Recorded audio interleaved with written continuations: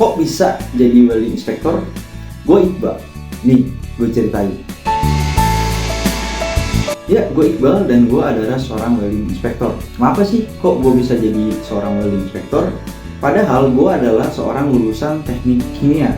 Tapi kok bisa gue nyasar di dunia welding atau pengelasan dan menjadi welding inspector? Yang tahu, teknik kimia dan welding itu mungkin berbeda jalur ya. Gak banyak hal yang gue pelajarin di teknik kimia yang bisa gue terapin di welding inspector. Cuman ada beberapa hal juga yang bisa gue terapin yang dulu gue pelajarin di teknik kimia di bidang pengelasan. Dan di video ini gue bakal cerita asal mulanya kenapa sih gue bisa menjadi seorang welding inspector dari seorang lulusan teknik kimia. Nah, sebelum gue ceritain, lo bisa follow akun gue dulu biar gue tambah semangat untuk selalu membuat video yang bermanfaat tentang dunia pengelasan dan cerita-cerita random lainnya. Jadi asal mula gue untuk menjadi seorang welding inspector adalah di tahun 2016. Dulu saat itu gue lulus kuliah di tahun 2015, tapi gue berkarir di bidang welding inspector di tahun 2016. Karena setelah lulus, gue itu nggak langsung bekerja di dunia pengelasan, tapi gue bekerja dulu di bidang lain. Lalu karena gue mentok, gue minta bantuan bapak gue untuk mencari pekerjaan, dan akhirnya karena bokap gue itu kerja di bidang pengelasan, akhirnya gue dibantu dan bisa bekerja di dunia pengelasan juga. Saat itu gue minim banget pengetahuan tentang dunia pengelasan.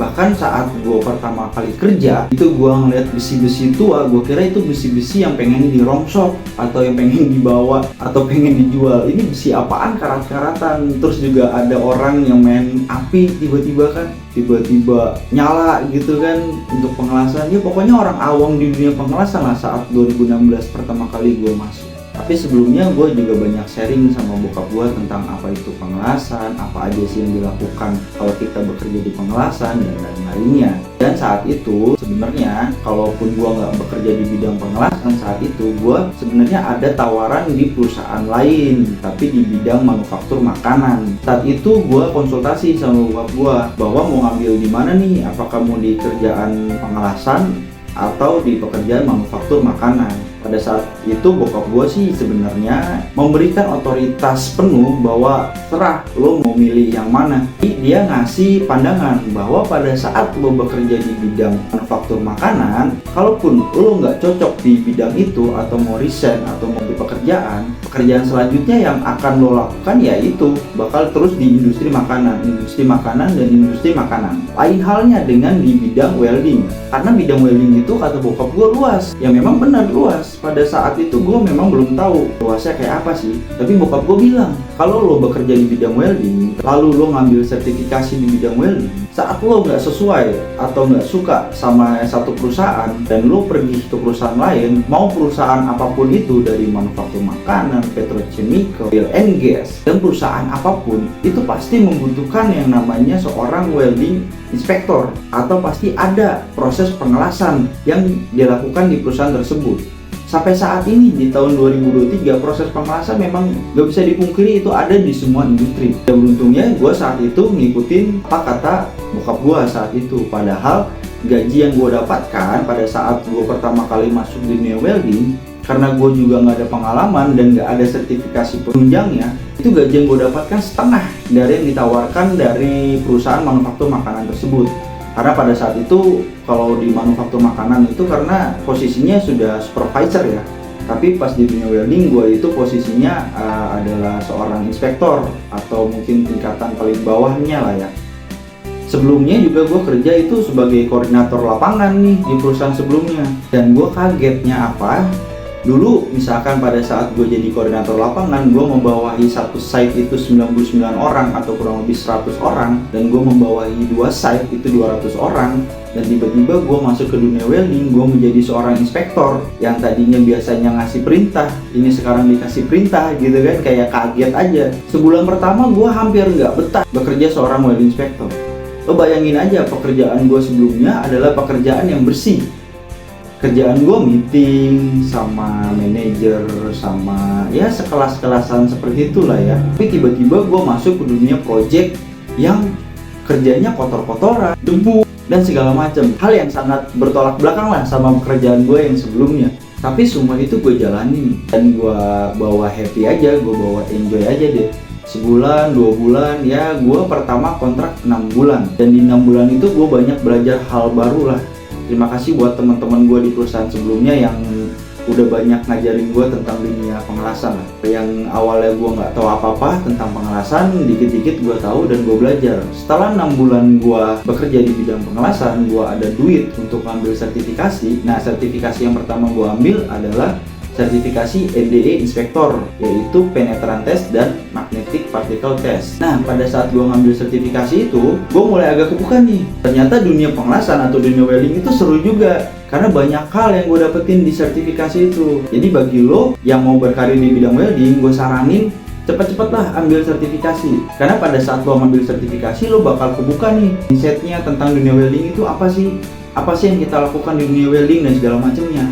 Akhirnya gue ngambil lah NDE Inspektor itu dan ya alhamdulillah lulus ya dengan nilai yang cukup bagus juga karena gue emang pinter sih. Nah, setelah ngambil dari NDE Inspektor itu, gue banyak menerapkan ilmu-ilmu yang gue dapatkan di saat sertifikasi. Kayak mulai nih ke teman-teman yang saat itu posisinya NDE Inspektor, gue coba-coba nyari pengetahuan juga ke mereka. Apa sih yang lo lakuin nih? Gue boleh ikutan nggak? Karena gue udah punya sertifikasinya kan gitu. Walaupun posisi saat itu gue masih belum NDE Inspektor ya. Pada saat itu gue posisinya adalah PMI Inspektor. PMI itu kayak gue bawa alat besar, nanti gue tunjukin alatnya kayak gini, contoh alatnya XRF Analyzer. Itu tujuannya untuk mendeteksi positif material yang ada di suatu material gitu. Gue bawa alat itu dan itu alat itu ada radiasinya ya. Nah itu kalau dibilang NDE ya masuk NDE juga sih PMI itu, karena kan NDE itu segala sesuatu uji yang tidak merusak. Nah PMI salah satunya adalah uji tidak merusak. Nah setelah ngambil NDE Inspektor itu, kerjaan selanjutnya gue dikontrak selama 1 tahun. Nah setelah kontrak 1 tahun itu, gue izin ke perusahaan gue saat itu untuk mengambil yang namanya sertifikasi Welding Inspektor. Dan nah gue ngambil Welding Inspektor itu di BKI atau Biro Klasifikasi Indonesia. Saat itu tahun 2017 gue ngambil sertifikasi Welding Inspektor. Harganya cukup lumayan saat itu, dan bagi gue harganya yang lumayan itu memberikan motivasi ke gue bahwa gue nggak boleh gagal di saat mengambil sertifikasi Welding Inspektor itu. Waktunya nggak lama, cuman sekitar 1,5 bulan, dan alhamdulillah gue lulus. Akhirnya setelah lulus dari Welding Inspektor itu, gue kembali ke perusahaan yang lama. Gue bekerja lagi dan beberapa bulan kemudian dari PMI Inspektor gue berubah menjadi Welding Inspektor, dimana kerjaan gue saat itu lebih fokus ke visual inspection. Ilmu-ilmu yang gue dapatkan pada saat sertifikasi Welding Inspektor itu bisa gue terapin di saat pekerjaan gue selanjutnya. Nah, nggak lama dari itu gue juga berpikir bahwa sertifikat gue belum lengkap saat itu, baru punya NDE Inspektor PTMT dan WI gitu. Jadi gue juga ngambil sertifikat yang lainnya. Salah satu sertifikat yang gue ambil yaitu Radiography Interpreter dan juga CAD Sweep 3.0. Nah, nanti mungkin kedepannya gue juga bakal upgrade sertifikasi gue di dunia Welding Inspektor. Karena bagi seorang inspektor, sertifikasi atau pengakuan suatu kompetensi kita itu sangat penting ya. Jadi saran gue buat lo yang bekerja di dunia Welding Inspektor, perbanyaklah sertifikasi tersebut dan juga perbanyaklah relasi. Karena pekerjaan seorang Welding Inspektor itu adalah pekerjaan yang based on project.